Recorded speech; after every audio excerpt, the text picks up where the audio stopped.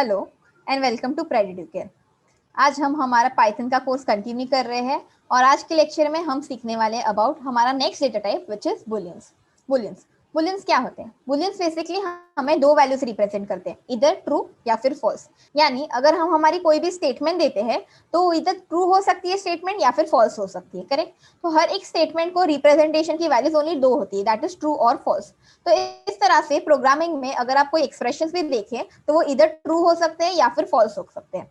यानी अगर आप कोई भी प्रोग्रामिंग में करें तो आपकी जो वैल्यू होगी उसका आउटपुट इधर ट्रू आएगा या फिर फॉल्स आएगा। और यही चेक करने के लिए हमारे पास वैल्यूज होती है जो है बुलियंस। और बुलियंस वैल्यू के दो ही वैल्यूज है हमारे पास, that is true and false. So in programming हमें बेसिकली ये जो एक्सप्रेशन होते हैं वो चेक करने पड़ते हैं बार बार कि अगर हमारी वैल्यू ट्रू है तो अगर ये करो, अगर हमारी वैल्यू फॉल्स है तो ये करो। तो ये सारी चीजों के लिए हमें बुलियंस की यूज पड़ती है। यानी हमारे कोई भी एक्सप्रेशन है, अगर हमें उसे इवेल्युएट करना है तो प्रोग्रामिंग में हमें ये आंसर्स चाहिए, हमें पाइथन में भी ये आंसर्स चाहिए कि इधर हमारी स्टेटमेंट जो है वो ट्रू है या फिर फॉल्स है। यानी फॉर एग्जाम्पल अगर हमें दो वैल्यूज को कंपेयर करना है तो उसके लिए हम कोई एक एक्सप्रेशन लिखेंगे और उसका आउटपुट में हम देखेंगे इधर हमारी वैल्यू ट्रू आ रही है या फिर फॉल्स आ रही है। अगर मैंने यहाँ पे कोई कंडीशन डाली जहाँ पे मैं चेक कर रही हूँ कि कोई वैल्यू ट्रू है या फॉल्स है, तो उस कंडीशन का मुझे जो आउटपुट आ रहा है बेस्ड ऑन दैट आउटपुट, अगर वो आउटपुट ट्रू है तो मुझे पर्टिकुलर एक वैल्यू प्रिंट करनी है, अगर वो आउटपुट फॉल्स है तो पर्टिकुलर मुझे एक वैल्यू प्रिंट करनी है। So let's take an example. तो यहाँ पे हम हमारा पाइथन ओपन कर लेते हैं। ये हमारा लास्ट फंक्शन था तो यहाँ पे इसे मिनिमाइज कर लेती हूँ और यहाँ पे इसे क्लियर आउट कर लेती हूँ। मैं यहाँ पे जिस एग्जाम्पल ले रही हूँ इफ का, तो यहाँ पे मैं इफ 3 इज ग्रेटर देन 8 लिख रही हूँ, कोलन डाल रही हूँ, if greater print yes. Okay, so हमारी जो 3 की वैल्यू ग्रेटर देन 8 है, नो ऑब्वियसली नॉट। सो अभी यहाँ पे मैं इसे रन करती हूँ तो लेट्स सी, मुझे आउटपुट में ब्लैंक आ रहा है, करेक्ट, क्योंकि जो हमारी 3 की वैल्यू है 8 से ग्रेटर तो नहीं है, 8 से स्मॉलर है। Let's convert it. मैंने यहाँ पे इसे कन्वर्ट कर दिया, if 3 is less than 8। Okay, हम इसे सेव करते हैं, अगेन रन करते हैं। मैंने यहाँ पे रन किया और मुझे आउटपुट में आ गया है येस। तो इस तरह से हमारा जो आउटपुट है ये वर्क करता है, ये हमारी जो वैल्यू है वो वर्क करती है। तो यहाँ पे आप नोटिस करो, ये हमारी कंडीशन है जो इवेल्युएट हो रही है, यानी इफ 3 इज लेसर देन 8 तो what according to you is right. तो 3 इज लेसर देन 8 ट्रू। जब हमारा आंसर जो हमारा कंडीशन है ये इवेल्युएट करता है ट्रू, तो वो नेक्स्ट लाइन पे जाएगा और उसे प्रिंट करेगा। लेकिन अगर हमारा आउटपुट है वो इवेल्युएट करता है फॉल्स, तो हमारा आउटपुट में आएगा कि ये जो वैल्यू है वो फॉल्स है। यानी जैसे मैंने फर्स्ट एग्जाम्पल लिया था 3 इज ग्रेटर देन 8, तो यहाँ पे हमारा आउटपुट फॉल्स हुआ, क्योंकि नॉर्मली 3 इज, क्योंकि हमारा जो 3 की वैल्यू है वो 8 से ऑब्वियसली ग्रेटर नहीं है, तो इसलिए हमारा आउटपुट में कुछ नहीं आ रहा था। तो इस तरह से हमारा जो बुलियन वैल्यू है वो वर्क करता है। यहाँ पे आप सिर्फ कॉन्सेंट्रेट करिए, यहाँ पे मैंने जो वैल्यू को कंपेयर किया है इसको, यहाँ पे जो मैंने इफ लिखा है और यहाँ पे मैं कंडीशन वेरीफाई कर रही हूँ। ये सारा जो हम कंडीशन स्टेटमेंट जब पढ़ेंगे, जब हम हमारी इफ स्टेटमेंट के बारे में पढ़ेंगे, तब मैं आपको डिटेल में एक्सप्लेन करूंगी। यहाँ पे भी मैं एग्जाम्पल दे रही हूँ कि यहाँ पे दो वैल्यूज है जिसका आंसर इधर ट्रू आ सकता है या फिर फॉल्स आ सकता है, और यही काम हमारा बुलियन वैल्यूज करता है। वो चेक करता है कि हमारा आउटपुट है वो इधर ट्रू आना चाहिए या फिर फॉल्स आना चाहिए। हमारी वैल्यूज को इवेल्युएट करने को, हमारे वेरिएबल्स को इवेल्युएट करने को हम यूज करते हैं हमारा बुलियन वैल्यू।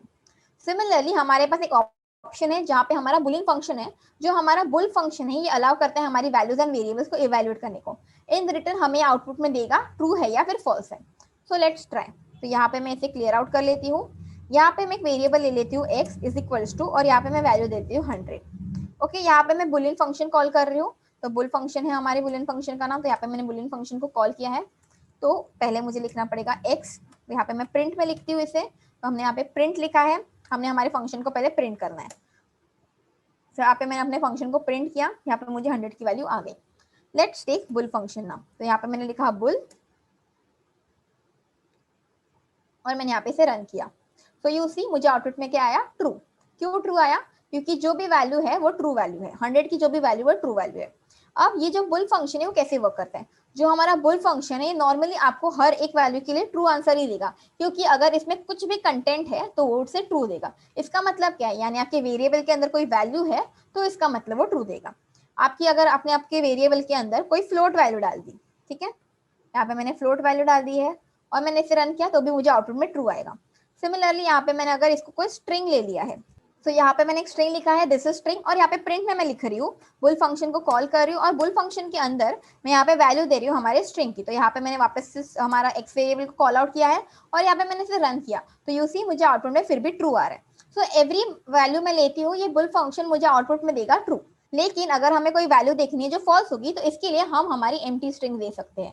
फॉर एग्जाम्पल ये स्ट्रिंग एम्प्टी है, अगर मैंने इसे रन किया तो यहाँ पे मुझे आउटपुट आएगा फॉल्स। क्यों? क्योंकि इसके अंदर कोई वैल्यू नहीं है। सिमिलरली अगर हमारा कोई वेरिएबल हमने लिया जिसके अंदर कोई वैल्यू नहीं असाइन की, पहले हमें एरर आ जाएगा बुल फंक्शन रन करने के पहले कि यहाँ पे कोई वैल्यू नहीं डाली है। तो इस तरह से आपका जो बुल फंक्शन है ये सिर्फ आपको ट्रू वैल्यू तभी देगा जब भी आपके जो वेरिएबल है इसके अंदर कोई वैल्यू मेंशन्ड है, या फिर आपके वेरिएबल के अंदर कोई स्ट्रिंग मेंशन्ड है। फॉर एग्जाम्पल अभी मैंने यहाँ पे नंबर्स लिए थे, फ्लोट लिए थे, स्ट्रिंग लिए थे, तो मुझे आउटपुट में ट्रू आया। जैसे ही मैंने एम्प्टी स्ट्रिंग लिया तब मुझे आउटपुट में फॉल्स आया। अगर मैंने यहाँ पे इवन जीरो भी लिया तो भी मुझे आउटपुट में फॉल्स आना चाहिए, क्योंकि जो जीरो वाली वैल्यू है ये भी एक ट्रू वैल्यू नहीं है, फॉल्स वैल्यू है। तो जब भी आप फॉल्स वैल्यू लिखते हो आपको जीरो आंसर आएगा, और जब आप वन लिखते हो तो आपको ट्रू आंसर आएगा। तो ये बेसिकली आपके जो बैकएंड में ट्रू एंड फॉल्स की वैल्यू होती है, प्रोग्रामिंग में ट्रू एंड फॉल्स की वैल्यू होती है, वो ऐसी होती है 0 एंड 1। तो इस तरह से आपका ये बुल फंक्शन है वर्क करता है। इसके अंदर हम हमारे जो भी वैल्यूज को इवेल्युएट करें, जो भी वेरिएबल्स को इवेल्युएट करें, आपको आउटपुट में ट्रू आएगा, except for the values that is zero, null, यानी आपकी जो स्ट्रिंग एम्प्टी है। तो अगर आपकी लिस्ट, टपल या फिर आपकी डिक्शनरी जो भी वैल्यूज है ये सारी एम्प्टी है, तो अगर आपने आपके वेरिएबल को कोई एम्प्टी वैल्यू दी है तो आपको आउटपुट में फॉल्स आएगा। अगर आपके वेरिएबल के अंदर जीरो है तो आपको फॉल्स आएगा। अगर आपके वेरिएबल के अंदर वैल्यू नन है तो आपको फॉल्स आएगा। लेकिन अगर आपकी वेरिएबल के अंदर कोई ऐसी वैल्यू है जिसके अंदर कंटेंट है तो आपको आंसर में हमेशा ट्रू ही आएगा। तो इस तरह से जो हमारा बुलियन है ये वर्क करता है। हम अभी कुछ एग्जाम्पल लेते हैं बुलियंस के बारे में। सो अभी हम एग्जाम्पल लेते हैं इफ स्टेटमेंट का अगेन। तो यहाँ पे मैं इवेल्युएट कर रही हूँ कोई वैल्यू को। तो फॉर एग्जाम्पल मैंने यहाँ पे लिखा है if 12 is greater than 30, sorry, if 12 is greater than 30। तो यहाँ पे अगर आप नॉर्मली भी इस वैल्यू को कभी पढ़ेंगे तो आपको डायरेक्टली आंसर पता चल जाएगा कि 12 is obviously not greater than 30। तो आपका एक्सपेक्टेड आउटपुट क्या होना चाहिए? एक्सपेक्टेड आउटपुट आपका फॉल्स होना चाहिए। तो अगर हमारी 12 इज ग्रेटर देन 13 है तो अगर आंसर ट्रू हुआ तो हमें आंसर में ट्रू प्रिंट करना है। अगर हमारा आंसर फॉल्स हुआ तो यहाँ पे हमें फॉल्स प्रिंट करना है। तो यहाँ इन्वर्टेड कोट्स में मैंने ट्रू लिख दिया है।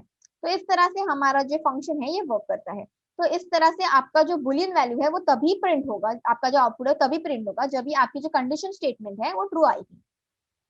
तो यहाँ पे अगर मैंने इसको रिवर्स कर दिया है और 12 इज लेसर देन 13 लिखा है तो फिर हमारा आउटपुट रहेगा, क्योंकि हमारी जो 12 है वो हमारी जो वैल्यू है वो 13 से लेसर है। तो जो हमारी राइट वैल्यू है, अगर आप नॉर्मली भी रीड करेंगे इस वैल्यू को तो आपको ऑटोमेटिकली पता चल जाएगा कि ऑब्वियसली 12 इज लेसर देन 13, तो हमारा आउटपुट ट्रू होना चाहिए, और इसीलिए हमें ये आउटपुट ट्रू आ रहा है। यहाँ पे जो मैंने इफ स्टेटमेंट यूज किया है, यहाँ पे मैंने जो कोलन यूज किया है, इसके बारे में हम जब हमारे इफ कंडीशन के बारे में पढ़ेंगे तब मैं आपको इसको डिटेल में एक्सप्लेन करूंगी। लेकिन फॉर नाउ मैंने यहाँ पे एग्जाम्पल इसीलिए लिया है क्योंकि यूजुअली जो बुलियन वैल्यूज होती है हम इसीलिए यूज करते हैं क्योंकि जब हमें हमारी कोई भी वैल्यूज को प्रिंट करना है, तो जब भी आपको कंडीशन या फिर एक्सप्रेशन यूज करने हैं तभी आपको बुलियन यूज करना पड़ता है। सिमिलरली जो आपका बुल फंक्शन के बारे में मैंने एक्सप्लेन किया था, जो बुल फंक्शन है वो नॉर्मली हम तभी यूज करते हैं जब हमें कोई भी कंडीशन या फिर एक्सप्रेशन में चेक करना है, या फिर हमें चेक करना है कि कोई भी वेरिएबल के अंदर प्रॉपर वैल्यू है नहीं। सो फॉर एग्जाम्पल सपोज कीजिए कि आपके पास कोई ऐसा फंक्शनैलिटी है जिसमें आप यूजर से इनपुट ले रहे हैं। अब यूजर इनपुट कुछ भी दे सकता है। ऑब्वियसली आपको जब इनपुट चाहिए तो आपको कोई वैल्यू चाहिए, करेक्ट? तो अगर आपको कोई वैल्यू करेक्टली चाहिए, आपको जीरो वैल्यू नहीं चाहिए, आपको एम्प्टी स्ट्रिंग नहीं चाहिए, या फिर आपको नन वैल्यू नहीं चाहिए, तो इसके लिए आपको बैकएंड में कुछ कोडिंग करनी पड़ती है, और इस कोडिंग के टाइम पे ही आप ये बुल फंक्शन है वो यूज कर सकते हैं। सो आपका जो भी इनपुट वैल्यू होगा, इस वैल्यू के लिए साथ साथ हम हमारा बुल फंक्शन यूज करेंगे इवेल्युएट करने के लिए कि आपने जो वैल्यू इनपुट किया है उसके अंदर इधर नल नहीं होना चाहिए, ना ही वो नन होना चाहिए, ना ही वो वैल्यू जीरो होनी चाहिए, और ना ही जो वैल्यू है उसके अंदर कोई ऐसी एम्प्टी स्ट्रिंग होनी चाहिए, करेक्ट? तो ये सारी चीजें इवेल्युएट करने के लिए हम ये बुल फंक्शन यूज करते हैं। तो ये मैं आपको रियल लाइफ एग्जाम्पल दे रही हूँ जब हम बुल फंक्शन यूज करते हैं। अभी मैं आपको वो एग्जाम्पल नहीं बता रही, हम ये एग्जाम्पल जरूर लेंगे जब हम हमारे इनपुट पैरामीटर्स के बारे में पढ़ेंगे, ताकि आपको बहुत अच्छे से और डिटेल में समझ में आ जाए कि बुलियन कैसे वर्क करता है। अभी के लिए आई थिंक आपको बस इतना पता होना चाहिए कि आपकी बुलियन की वैल्यू 2 होती है, that is true and false. और ट्रू की वैल्यू आपकी 1 होगी और फॉल्स की वैल्यू आपकी 0 होगी when you convert them into numbers. अगर आप उसको नॉर्मली रीड एंड राइट कर रहे हैं तो आपको true and false normal text में लिखना है। तो ये ही नॉलेज आपको आज के लिए इंपॉर्टेंट है। जब भी आप आगे हम लेक्चर्स कंटिन्यू करेंगे आपको याद रखना है कि बुलियन की 2 वैल्यूज होती है, that is true and false, and उनकी जो न्यूमेरिकल वैल्यूज है दैट इज 0 एंड 1।